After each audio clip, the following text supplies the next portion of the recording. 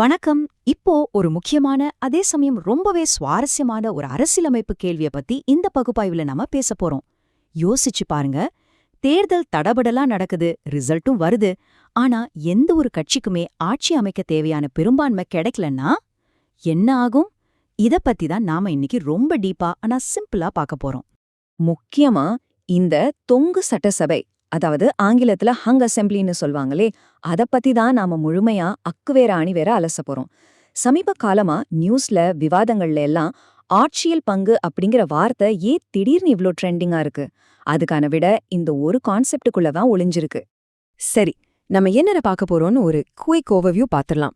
முதல்ல தொங்கு சட்டசபைனா என்ன, அடுத்து அந்த மேஜிக் நம்பர் 118இன் பின்னணி, அப்புறம் ஆளுநரோட அதிகாரங்கள், அதுக்கடுத்து நிஜ அரசியல்ல கிங் மேக்கர்கள் எப்படி உருவாகுறாங்க, கடைசியா இந்த வெளியிலிருந்து ஆதரவு அப்படிங்கிற கான்செப்ட்.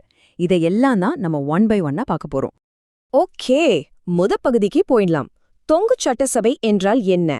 பொதுவா நம்ம ஊர்ல எப்பவுமே எலெக்ஷன் முடிஞ்சா யாராவது ஒரு கட்சிக்கு கிளியர் மெஜாரிட்டி கிடைச்சிடும் இல்லையா? ஆனா இப்போ இருக்கிற பல புதிய அரசியல் கோரிக்கைகளையும் கூட்டணிகளோட எதிர்பார்ப்புகளையும் பார்க்கும்போது இந்த கான்செப்டை நம்ம கட்டாயம் புரிஞ்சுக்க வேண்டியதா இருக்கு. அடுத்து நம்ம 2வது பகுதி, மேஜிக் எண் 118.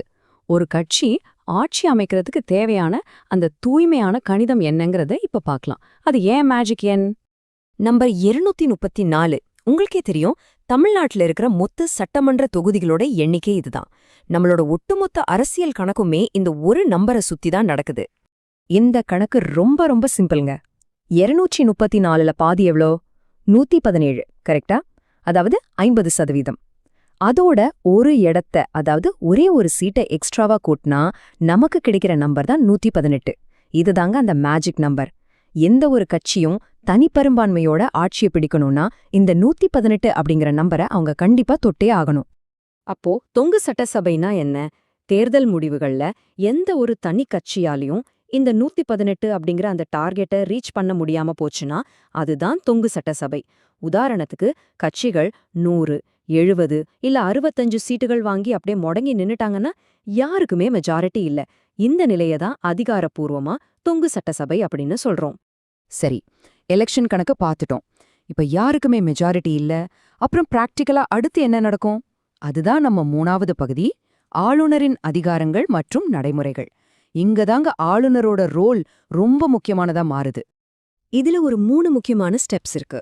முதல்ல, எந்த கட்சி அதிக இடங்கள்ல ஜெயிச்சிருக்கோ அந்த சிங்கிள் லார்ஜஸ்ட் பார்ட்டிய ஆட்சி அமைக்க ஆளுநர் கூப்பிடுவார். 2வது, அவங்க மெஜாரிட்டியை நிரூபிக்கிறதுக்கு ஒரு 10லிருந்து 15 நாள் வரைக்கும் டைம் கொடுப்பார். 3வது, ரொம்ப முக்கியமான விஷயம், சட்டசபையில நடக்கிற நம்பிக்கை வாக்கெடுப்பு, அதாவது ஃப்ளோர் டெஸ்ட். இந்த இடத்துல அந்த கட்சி தங்களுக்கு 118 எம்எல்ஏக்களோட சப்போர்ட் இருக்குங்கிறத கட்டாயம் நிரூபிச்சே ஆகணும். இப்போ உங்களுக்கு ஒரு கேள்வி வரலாம். ஒருவேளை ஆளுநர் கூப்பிட்ட அந்த முதல் கட்சியால அந்த 118 பேரோட சப்போர்ட்டை நிரூபிக்க முடியலன்னா என்ன ஆகுறது? சிம்பிள். ஆளுநர் உடனே என்ன பண்ணுவாருன்னா, அடுத்ததா எந்த கட்சி அதிக சீட் வாங்கியிருக்கோ அவங்கள கூப்பிட்டு அந்த வாய்ப்பை கொடுப்பார். போட்டித் தேர்வுகளுக்கு தயாராகுபவர்கள் இத கொஞ்சம் நல்லா நோட் பண்ணிக்கோங்க. ஆளுநர் கூப்பிட்ட எந்த கட்சியாலையுமே கவர்மெண்ட் ஃபார்ம் பண்ண முடியலன்னா அப்போ கடைசியா ஒரு ஆப்ஷன் இருக்கு. அதுதான் அரசியல் அமைப்பு சட்டப்பிரிவு 356. இதத்தான் நாம குடியரசுத் தலைவர் ஆட்சி அப்படின்னு சொல்றோம். இது அமலுக்கு வந்துச்சுன்னா என்ன நடக்கும்? அந்த சட்டசபை மொத்தமா கலைக்கப்பட்டு மாநிலத்துல மறுபடியும் ஒரு புது எலெக்ஷன் நடக்கும். ஆனா மறுபடியும் ஒரு எலெக்ஷன் வர்றத எந்த கட்சியுமே விரும்பாது இல்லையா? அதனால இந்த குடியரசுத் தலைவர் ஆட்சியை தவிர்க்க கட்சிகள் என்ன மாதிரி அரசியல் வியூகங்களை பயன்படுத்துவாங்க? இத பத்தி தான் நம்ம 4வது பகுதியான கிங் மேக்கர்கள் மற்றும் கூட்டணிகள் டாபிக்ல பார்க்க போறோம்.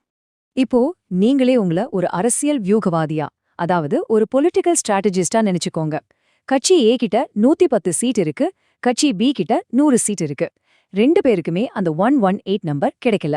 ஆனா இந்த மற்ற கட்சிகள் கிட்ட இருக்கிற அந்த 24 இடங்கள், அதுதாங்க இப்போ மிகப்பெரிய பவர்.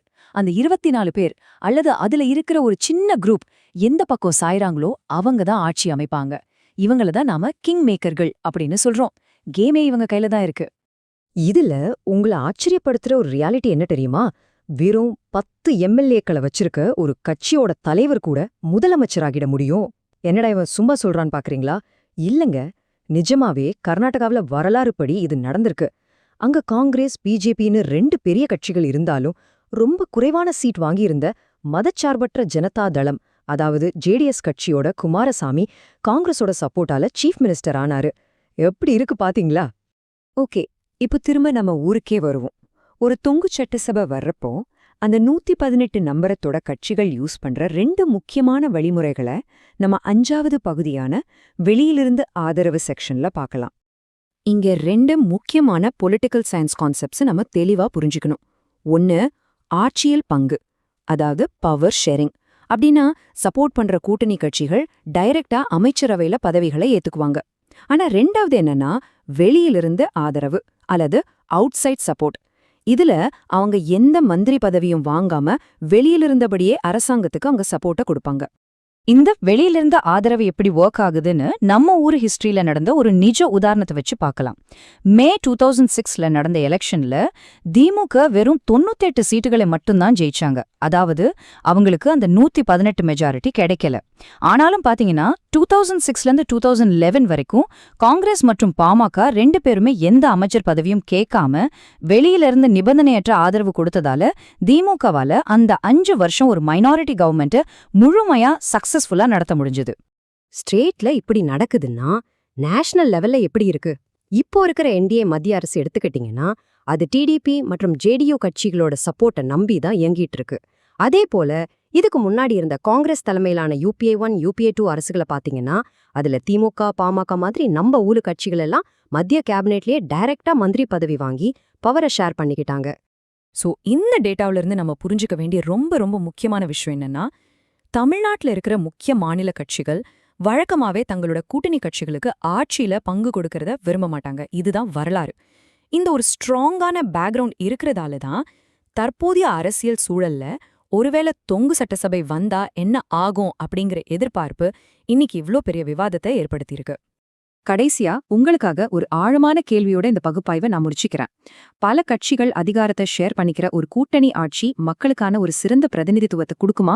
இல்ல ஒரே ஒரு கட்சி ஃபுல் மெஜாரிட்டியோட நடத்துற ஆட்சி தான் அரசுக்கு அதிக நிலைத்தன்மைய, அதாவது ஸ்டெபிலிட்டிய தருமா? இதுவரைக்கும் நாம பார்த்த விஷயங்களை வச்சு நீங்க என்ன நினைக்கிறீங்க? கொஞ்சம் யோசிச்சு பாருங்க. இந்த கேள்விக்கு நீங்க தேடுற பதில்ல தான் நம்ம ஜனநாயகத்தோட அடுத்த கட்டம் என்னங்கிறதே உங்களுக்கு தெளிவா புரியும். மீண்டும் சந்திப்போம்.